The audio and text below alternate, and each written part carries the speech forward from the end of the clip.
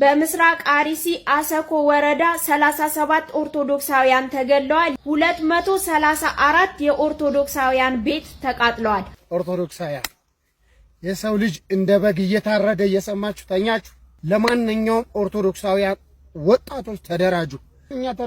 gocha arsii keessatti taamee fi haala amantana keessa jiru aanaa kaasakoo keessatti haga manni amantii gubachuu akkasuma gartee kiristaanota qulqulluun ajjeefamuu jedhamuudhaan kan himamee fi haala jedhamee fi haala dhugaan lafarra jiru kana duubaan hoo maaltu jira asirratti erga jajjabduu takkaan isiniif qaba yeroo taateen akkasii sun dhufu namoonni sooshaal miidiyaa fayyadamtan yoo ati gartee qaroo taate malee goolii ufitti galchuu dandeessa yeroo dukkanti hamtuun akkasii sun dhufte akkasuma hordoftoota amantaa ortodoksiitii fi akkasuma kan muslimaa hedduu taphni gartee kan taphatamu amantiilee lameen kanarratti waan ta'eef akka nama tokkootti isiniifis ergaan qaba.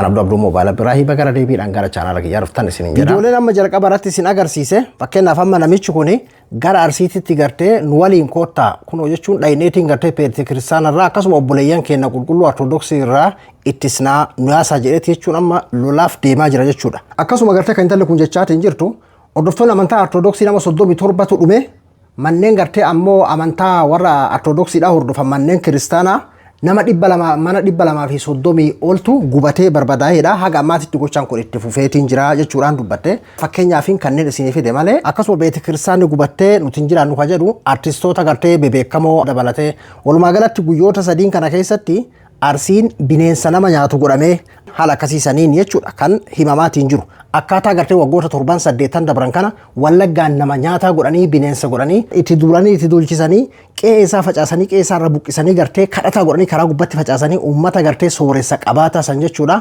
akkasiin gartee diraamaa irratti dalagaatiin turan santu har'a arsii keessatti eegalame jechuudha yoo ati gartee keessattuu karaa tiktaakiin gasseente musliimni arsii ortodoksii qulqulluu gartee nyaataa jira beete kiristaana gubaa jira jedhamee haala akkasiisanii odeeffamaa jira. Anamma waa'ee karaa isinii haasa'uufi miti. Asirratti ergaa guddoota kan qaba. Taateen akkanaa kan godhamu yeroo hundayyuu bakka wal waraansaa waboo fi mootummaan keessatti wal waraanaatiin jiran keessatti godhama.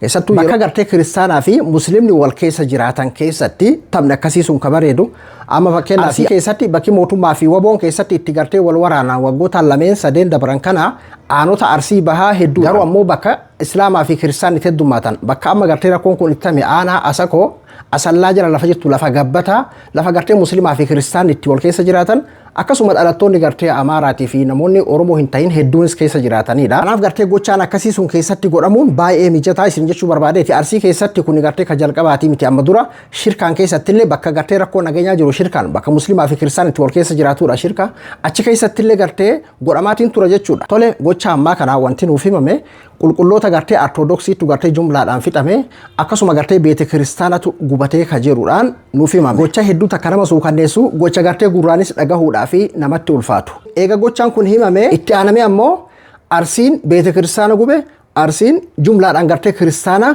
jumlaadhaan fixee waan jiru. Asirratti akka obboleessa keessanitti waa sadiin isiniif dhaama.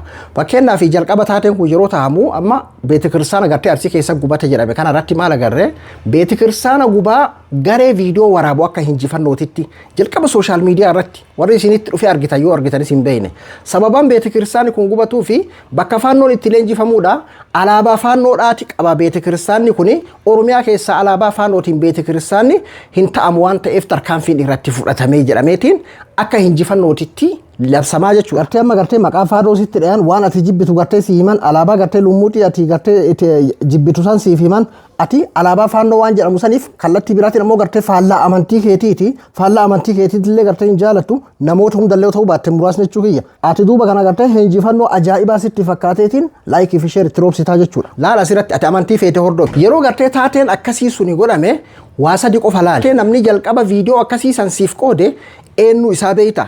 Hin beektu garee kam akka ta'e alaabaa faannoo qabaatee alaabaa jinnii qabaatee waan fedhe yoo qabaatee mana amantaati manni amantaa akkuma mana amantaa kiyya jaaladhutti nama jaalatutu jira waan jiru qalbii kee keessatti beekuu qabda. Lammaffaadha duuba waan kanaa maaltu jira yeroo gartee beete kiristaana takkatti gartee gubanii akka si gammachiisu san waan si miidhu ammoo gartee waan si qalbii kee si cabsu ka biraa kudhan akka gartee godhuudhaa deeman yoo xiqqaate hubachuu qabdaa jechuudha. Alaabaa maalii qabaa maal qabaa miti waanuma gartee mana amantiitiin wal qabatu waanuma maqaa amantii dhawate kamiyyuu yeroo gartee itti gamamuu isaa argite amantii kee ammoo san duubaan haga gartee kudhan itti qubni qabamuu isaa akkasuma ammoo ummata nagahaa saniin kavar godhanii duubaan gartee akka fixuudhaaf deeman ati yoo xiqqaate haganuma tilmaamuu danda'uu qabda warra faallaatiif jechaatiin jira.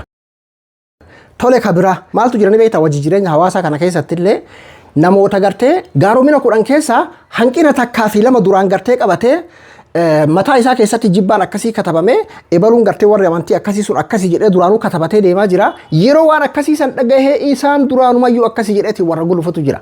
Kiristaana yoo ta'e musliimarraa yeroo waan akkasii musliimni akkas godhe oguu jedhaniin musliimarraayis yeroo kiristaanni akkas godhe jedhameen bakka kun gartee amaluma isaaniiti gochuma isaaniiti jedheetuma zarraf jedhee fiigaa jechuudha. Ati gartee yeroo gochaan akkasii sun godhamee fi siif himame waasadiin kana qabadhu atis. Amma fakkeenyaaf Arsii yeroo jedhame musliimaan beekama, Shawaa yeroo jedhame kiristaanaan beekama, Wallagga yeroo jedhame kiristaanaan beekama, uummanni ammoo wal keessa qubata.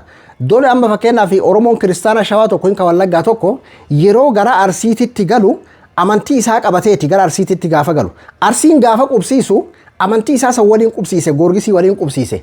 Musliimni yoo fakkeenyaaf amma Arsiirraa Baalirraa gara Shawaatti yookiin Wallaggatti galee, Harargeerraa yookiin Wallaggatti Shawaatti galee amantii isaa laa ilaaha illallaa qabateeti gartee kan achi godaanu uummanni naannoo sanii kan qubsiisu amantii isaa san waliini.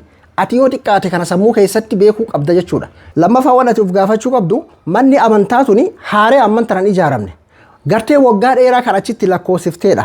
Akkasuma gartee uummanni kun hatta gartee yeroo mootummaan hin jirre gartee yeroo coomsa adda addaa jidduutti gartee bakka yeroo rakkoon nageenyaa walitti bu'iinsi jiru yeroo gartee haala akkasii san keessattis nagahaan gartee uummanni walumaan hojii jireenya isaa oofataa jaalala isaatiin akkasuma gartee waliin keessa as dabre jechuudha. Maaliif gartee taateen kun ammatti tahamuu danda'ame gartee haga waggaa haganaa kana gahaa waliin jiraataatiin ture amantiin kun haaree hin taane uummanni kun haaree mana amantaa kana achitti hin ijaaranne uummanni kun haaree achitti hin galle yeroo galuyyuu ummata kanatu amantii isaa san waliin qubsiise har'a wanni haareen maaltu tahee ka jedhu mataa kee keessatti gartee kanuma uf gaafachuudha. Inni biraa tokko murteessaan niiwusii kana gartee jalqaba kanuuf hime eenyunni fedhoo amaaraatiin siimu fedhoo afaan oromootiin siifaaf himu kanuuf hime eenyunni akkasuma himaa kana keessatti ka gartee akka waan siiquu qabee fakkeessee oowwisee akkasumatti gartee guddiseetiin wanni kun diqqaa jechuu kiyyaa miti yeroo akka isin jedhametti dhugaadha waan miira namaa tuqu. Eenyu kan naaf hime akkasuma gartee kan miidiyaa kanarratti ho'isu hoo garee kamii ati yeroo akkasii yoo gartee waan deeggartuu fi waan mormitu qabaattillee deeggarsaa fi mormii lafa kaayiiti waan akkana kana laali. Inni tokko guddaan garee santu godhee garee kana godhee ebalutu godhee santu godhee dhiise abbaan barbaadeyyuu haa godhu ummata walitti kaa'uudhaaf ummata gartee wal lolchiisuuf jaalala ummata gartee waliin jiraatu kana walitti diiromsuuf kun waan nama wal shakkisiisu ummata wal lolchiisuudhaaf tole. Garee kamtu as ummata gartee wal lolchiisuu musliimaa fi kiristaan yoo wal lole yoo ummanni qoqqoodame yoo ummanni gartee ofii isaatii walitti duule yoo ummanni ofii isaatii walitti garagale eenyutu keessaa gartee faayidaa argataa ka jedhu miira sitti dhagahame san keessatti haga danda'ame of tasgabbeessite uf gaafattee gartee ofumaa keetii ofii deebisaa ofii kennuu dandeessa. Fedhan garee barbaade siifaa himamu garee barbaade jechuun anaatillee akkas godhuu qabnaadha kan inni jechaatiin jiru jechuun waan tokko bartee burjaaja osoo hin taane akkuma AI waan gartee nu ajajan qofa gartee godhu osoo hin taane akkasiin adda baafatuu hin dandeenya jechuudha. Eenyu ka keessaa faayidaa argatu eenyuun fayyada waan jedhu laaluu danda'uu qabda jechuudha. Kabiraa taateen gochaan kun godhamee fi amman tana fakkeenyaa fi uummanni Arsii haala akkaataa gartee kaleessa Wallagga uummata jumlaadhaan gartee shanee jedhamillee yeroo fixamu uummata miskiina fixan sanis Amaaratu dhume jedhameeti galmaaya. Har'aan tana Ortodoksii qulqulluutu dhume jedhameeti galmaa gara biraatiin ammoo manni amantaa gubatte uummanni jumlaadhaan gartee kiristaanni qulqulluun dhume jedhameemi isa kanaan kafara taameemi uummata lafarratti gartee miskiina qotee bulaa duguugamaa jiru san namni waan isaa dubbatu hin jiru yoo dubbatamellee sagaleen isaan dhagahamu. Anaa fi atiin sooshaal miidiyaa kana fayyadamnu gochaan akkasii yeroo godhame jedhameetiin himame waan dhufu hundayyuu maaliif dhufee fi maaltu duuba jira waan jedhu hubatuu qabnaa isin jechuu barbaadeeti. Abdu mobileapp biraan qophii biraatii waliin deebinutti nagaan naa tura.